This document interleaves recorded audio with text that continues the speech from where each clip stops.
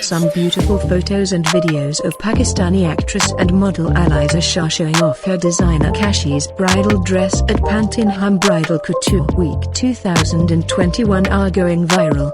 Wearing a black bridal dress, the peacock design on it is very popular among the people. If we talk about the age of actress and model Alizeh Shah in the year 2021, then she has turned 20 years old. And in recent days, the drama Eddie Wafa made by ISPR has become very popular among the people. And she has also acted in Pakistani films, while she will also act in Urdu flicks made by Pakistan. While a few days ago, the news on social media that Alizeh Shah will soon be engaged to actor Imran Abbas was also viral. But after a while, Imran Abbas came and denied it and said that there is no such thing between us and we are just good friends. But even then, their simultaneous photos in many places still go viral.